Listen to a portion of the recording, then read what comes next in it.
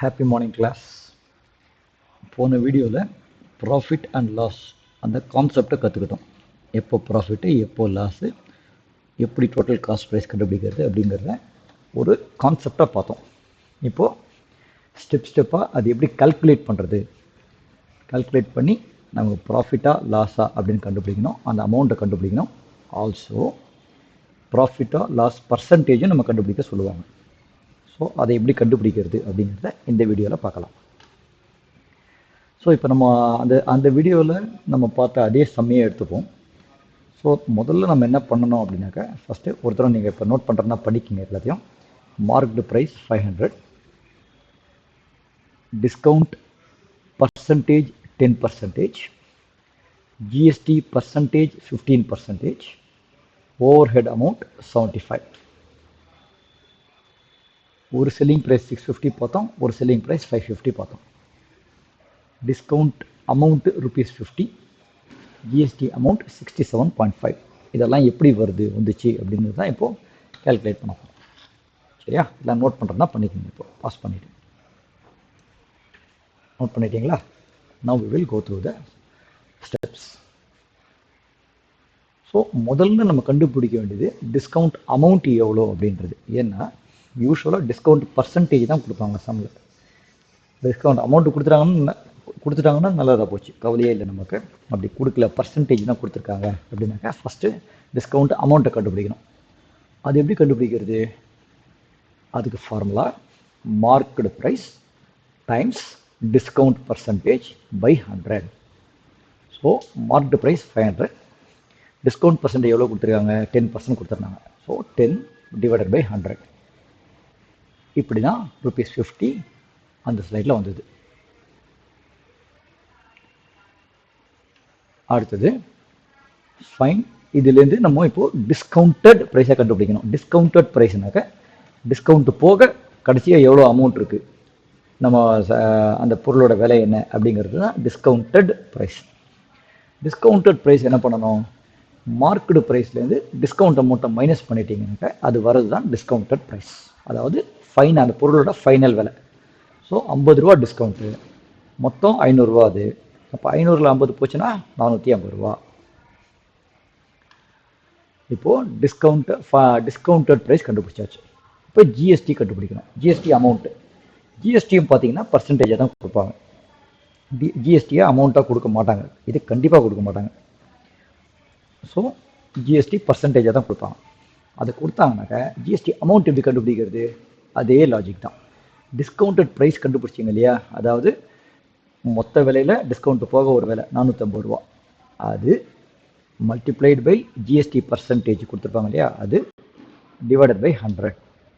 So நம்ம discounted price எவ்வளோ கண்டுபிடிச்சோம்? 450 கண்டுபிடிச்சோம். அதை 15 ஜிஎஸ்டி பர்சன்டேஜ் எவ்வளோ கொடுத்துருக்காங்க? 15% கொடுத்துருக்காங்க. அப்போது 15 டிவைடட் பை 100, அது ஒரு ₹67.50 வந்துச்சு. ஸோ ஜிஎஸ்டி அமௌண்ட்டை கண்டுபிடிச்சாச்சு. இப்போ அடுத்த ஸ்டெப்பு டோட்டல் காஸ்ட் ப்ரைஸ். அது எப்படி கண்டுபிடிக்கணும்?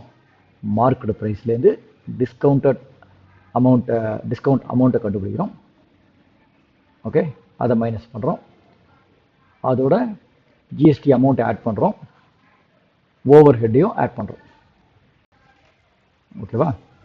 ஸோ மார்க்கெட் ப்ரைஸ் 500, அதில் டிஸ்கவுண்ட் 50 போச்சு, ஜிஎஸ்டி அமௌண்ட் 67.50, அப்புறம் ஓவர் ஹெட் அமௌண்ட்டு ₹75.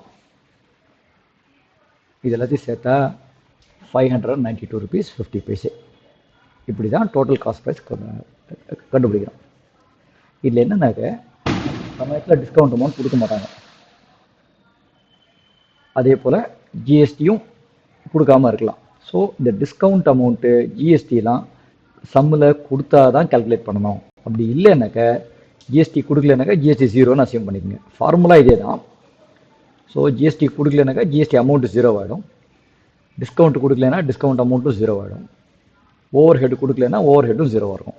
அப்போது மார்க்டு ப்ரைஸும் டோட்டல் காஸ்ட் ப்ரைஸும் சேமாக இருக்கும். ஏன்னா இது 0, இது 0, இதுவும் 0. இதெல்லாம் கொடுக்கலனாக்கா, கொடுத்தாங்கன்னா யூஸ் பண்ணுங்கள், கொடுக்கலனாக்கா 0ன்னு அசியூம் பண்ணிக்கோங்க. சரி, இப்போ டோட்டல் காஸ்ட் ப்ரைஸ் கண்டுபிடிச்சாச்சு. ப்ராஃபிட் ஆர் லாஸ் அமௌண்ட் கண்டுபிடிக்கணும். இது ரொம்ப ஸ்ட்ரெயிட் ஃபார்வர்டு, உங்களுக்கே தெரியும். அது செல்லிங் ப்ரைஸ் கொடுத்துருப்பாங்க. செல்லிங் ப்ரைஸ்லேருந்து டோட்டல் காஸ்ட் ப்ரைஸை மைனஸ் பண்ணிங்கனாக்கா வர்றது தான் ப்ராஃபிட்டோ லாஸோ. ஸோ 2 எக்ஸாம்பிள் பார்த்தோம் முந்தின சைடில். ஒரு 650க்கு ஒரு செல்லிங் ப்ரைஸ் பார்த்தோம், 550க்கு பார்த்தோம். இது ரெண்டுத்தையுமே இப்போது பார்த்தீங்கன்னாக்கா 650லேருந்து செல்லிங் ப்ரைஸாக இருக்கும்போது உங்களோட ப்ராஃபிட் எவ்வளோ? 57.5, 57 ரூபா 50 காசு. இங்கே செல்லிங் ப்ரைஸு காஸ்ட் ப்ரைஸை விட ஜாஸ்தியாக இருக்குது, அதனால் நமக்கு இது ப்ராஃபிட். செல்லிங் ப்ரைஸ் 550 இருக்குச்சு, என்னாச்சு? இது 550, ஆனால் என்னோட செல்லிங் ப்ரைஸ் 550, ஆனால் காஸ்ட் ப்ரைஸ் 592.50, அதாவது 42 ரூபா 50 காசு நஷ்டம் இருக்குது, நெகட்டிவில் இருக்குது பார்த்தீங்களா? ஸோ இது ஜீரோவாக இருக்கிறதுனால 42 ரூபா 50 காசுங்கிறது நஷ்டம், லாஸ். ஸோ இப்போ அமௌண்ட் கண்டுபிடிச்சாச்சு, ப்ராஃபிட்டோ லாஸ் அமௌண்ட்டோ கண்டுபிடிச்சாச்சு. இப்போது அதுலேருந்து பர்சன்டேஜ் எப்படி கண்டுபிடிக்கிறது? ப்ராஃபிட் ஆர் லாஸ் பர்சன்டேஜ் எப்படி கண்டுபிடிக்கிறது? அதுக்கு என்ன ஃபார்முலானா, ப்ராஃபிட் ஆர் லாஸ் அமௌண்ட் வந்திருக்கு இல்லையா, அதை டோட்டல் காஸ்ட் ப்ரைஸால் டிவைட் பண்ணி 100ஆல் மல்டிப்ளை பண்ணிங்கனாக்க வர்றது தான் profit or loss percentage. So உங்களுக்கு ப்ராஃபிட் வந்ததுனாக்க இது வர்ற ஆன்சர் ப்ராஃபிட் பர்சன்டேஜ், உங்களுக்கு லாஸ் இருந்ததுனாக்க வர்றது லாஸ் பர்சன்டேஜ். ப்ராஃபிட்டோ லாஸோ எதுவாக இருந்தாலுமே டோட்டல் காஸ்ட் ப்ரைஸ் தான் டினாமினேட்டரில் எப்பயுமே இருக்கும், இது எப்பயுமே மாறாது. ஸோ இப்போ 650 ரூபா செல்லிங் ப்ரைஸாக இருக்கும்போது எனக்கு 57 ரூபா 50 காசு ப்ராஃபிட் வந்தது.